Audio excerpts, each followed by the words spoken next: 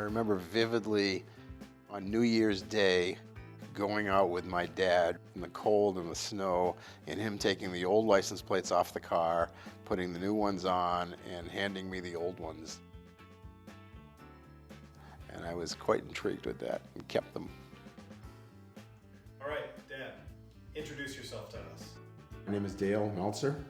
I live in Enfield, New Hampshire. I am a retired financial advisor with Northwestern Mutual, and I work part-time at an auto dealer down the street in Lebanon because I love cars. I remember when I was probably 7 or 8 years old, going with my dad to buy a 1955 Ford ranch wagon.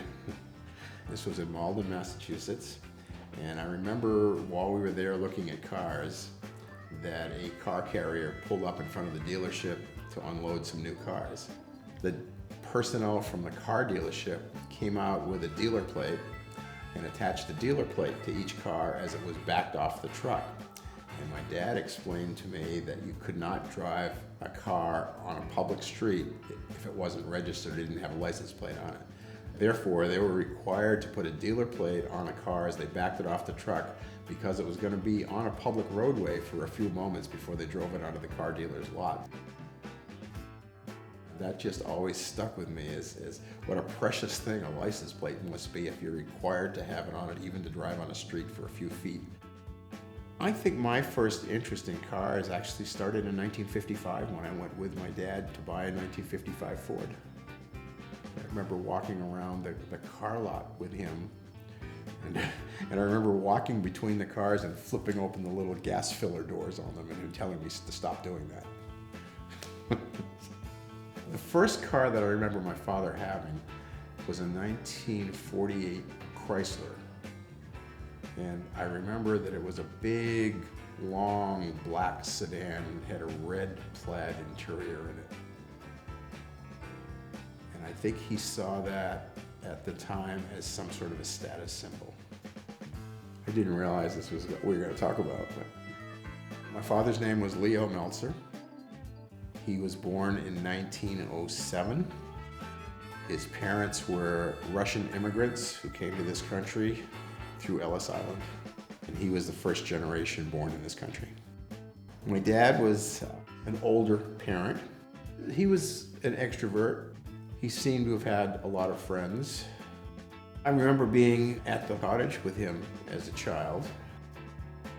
I only knew him a fraction of how you know me as a father. I remember him doing home improvements on the cottage, and I guess he taught me how to build things and how to use hand tools. He taught me to drive at the cottage when I was 13 years old. He let me drive down to the general store and get the Sunday paper with him, and came back and told me, "Don't tell your mother." He bought new cars probably every 2 or 3 years. He owned a furniture store. He worked a lot of hours. He probably drank more than he should have.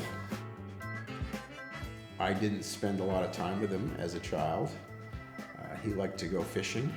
I did not. I was away at boarding school, went away to college. I joined the Navy. As I was becoming a young adult, I never really spent much time with him. My dad had a heart attack when I was 21 years old and died unexpectedly. And so I never really knew him as an adult. I would rather talk about license plates than my father.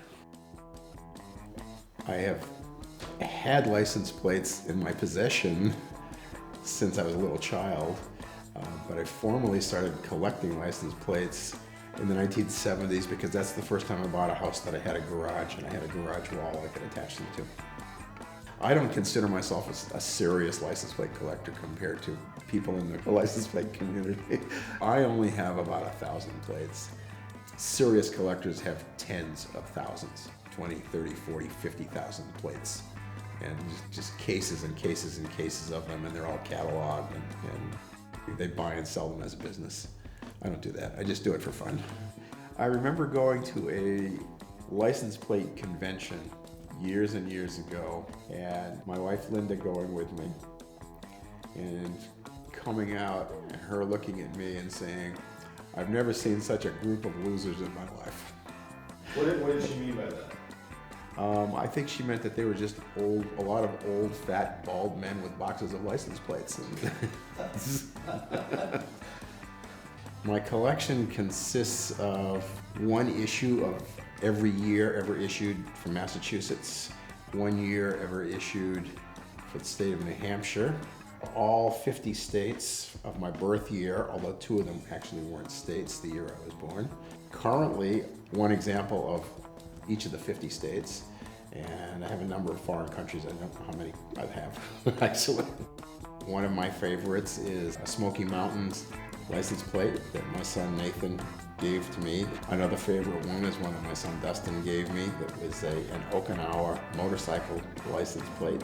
Another one that's a favorite is my daughter-in-law gave me that she brought back from Iceland. I'm not going to ask any details on how she got it. She brought me that as a gift. Also, I have some of my birth year that are favorites. I have one that's a soybean license plate from Illinois. I have one with a decal of potato on it from Idaho. I guess those are probably some of my favorites. I am actively looking for New Hampshire boat plate from 1920 and a New Hampshire boat plate from 1923. Other than those 2, I have an example of every New Hampshire boat plate that was ever issued. Those are the 2 that evaded me. Most of them I get on eBay, I buy them, or I trade them with other collectors, or I get them at yard sales. I have found that license plates are an item that people generally don't throw away, and if you go to a yard sale, there'll usually be a stack of old license plates, or there'll be some on the garage wall that people have just saved because they've saved them, and usually they'll part with them. I think I enjoy both the collection and the hunt equally. I'm at the point now with the hunt for those 2 boat plates, I'm starting to get frustrated thinking that I probably will never find them.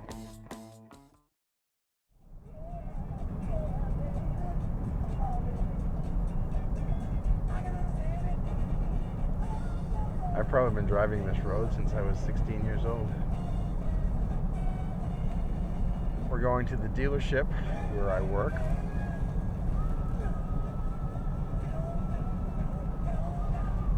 You know, if I go to work up here and take a right down past Riverside, there's a 65 Mustang convertible down there like the one I used to own.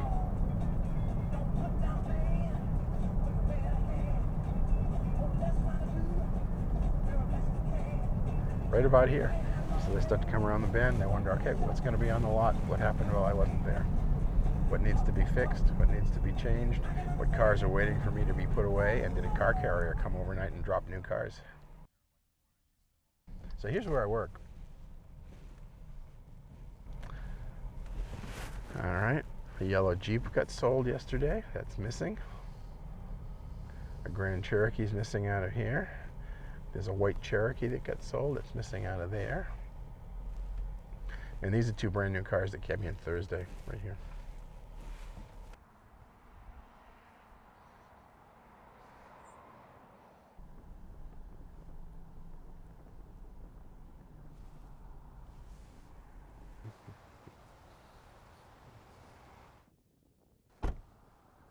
This is where I park every day when I come to work.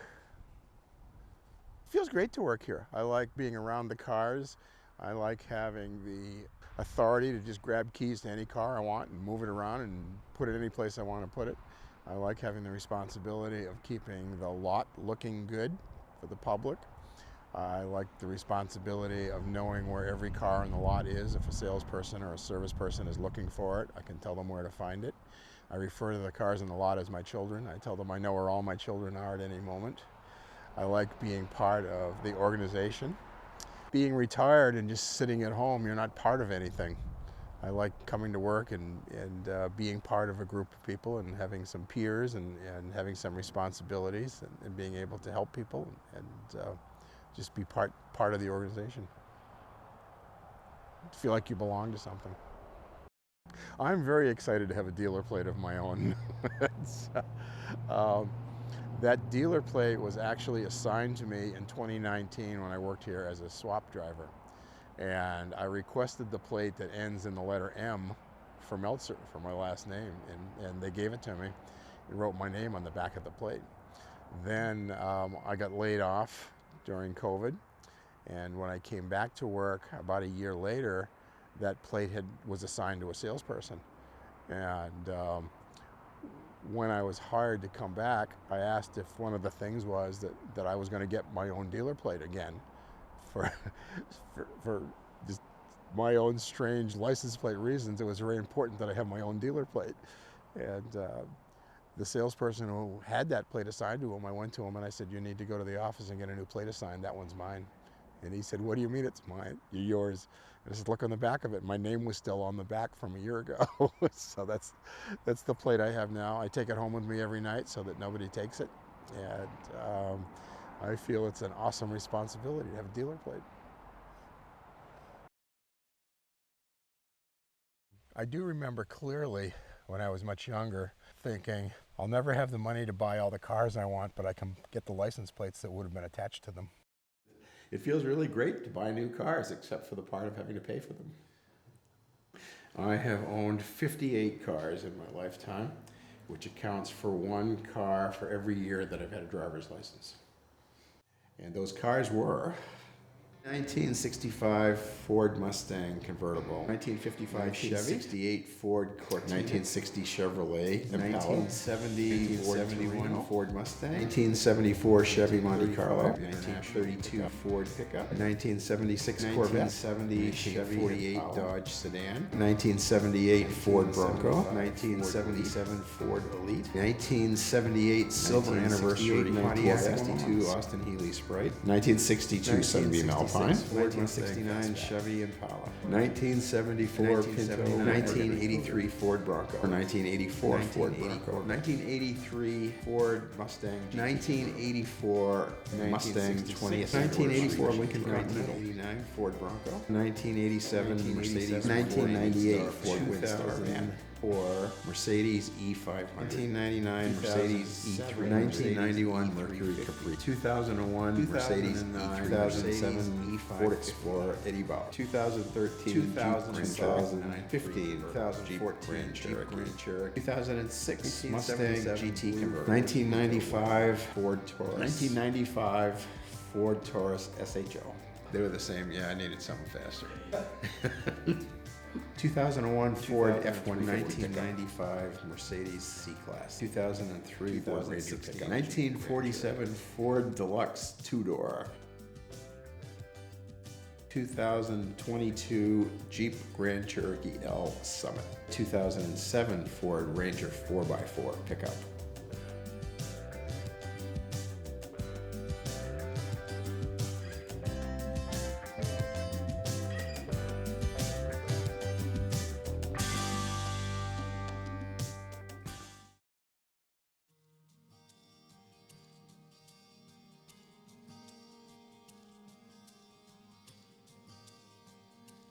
This is the 1955 Ford station wagon that I went with my dad to buy. That started this whole car craze in my life. He went to buy this and I went with him. Of course, this model is in pretty bad shape. It's been around for a lot of years. My first car was a 1962 Sunbeam Alpine. My father didn't believe in having a car when you were 16 years old. That just wasn't something that you did back in those days, or something that we did. He told me that I couldn't have a car until I had graduated from high school, and if I wanted a car, I was going to have to pay for it myself. As it turned out, he did buy me this Sunbeam Alpine. It was a little red two-seater convertible sports car. I drove that around until I blew the engine, parked it in my mother's backyard with great intentions of rebuilding the engine. When I went off to the Navy, it was still sitting there, and when I came back, it was gone. My father sold it to some guys that owned a gas station down the street, and they were going to rebuild it, and I don't know whatever happened to it. After my father died, my sister and brother and I got together and found a portrait artist and had her paint that portrait of him from the photograph, and we gave it to my mother for Mother's Day in May. And he had died in December.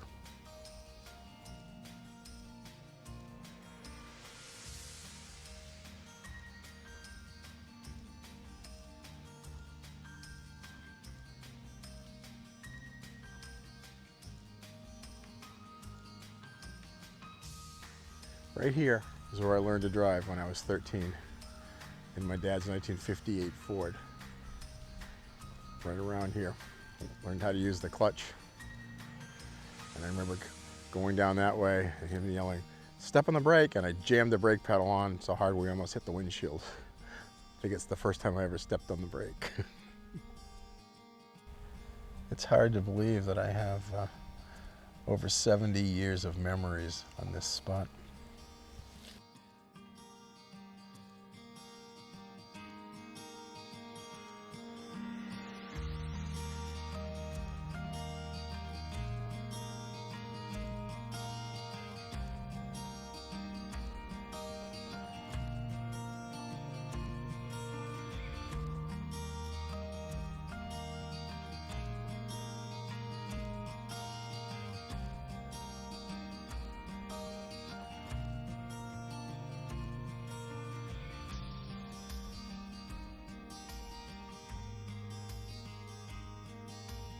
I think the foundation that started the whole car fascination was probably going car shopping with my dad, or maybe it wasn't. Maybe I always would have had that love for cars, and that's just those moments with my dad that I remember because they were connected with cars. It's the old chicken and the egg. Am I interested in cars because of times with my dad, or do I remember those times with my dad because of the car connection? I don't know the answer to that.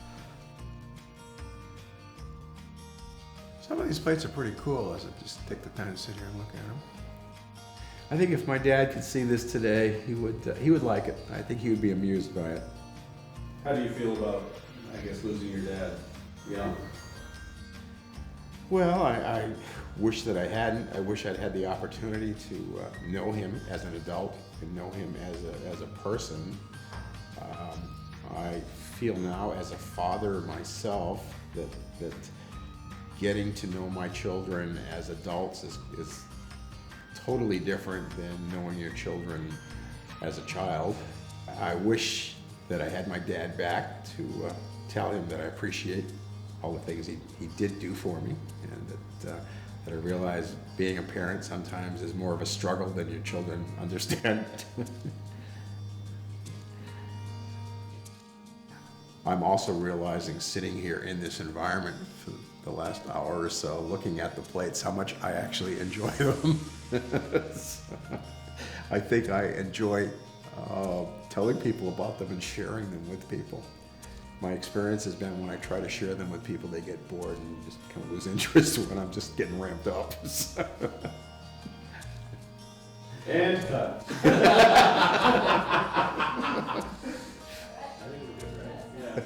Let me tell you about the plates.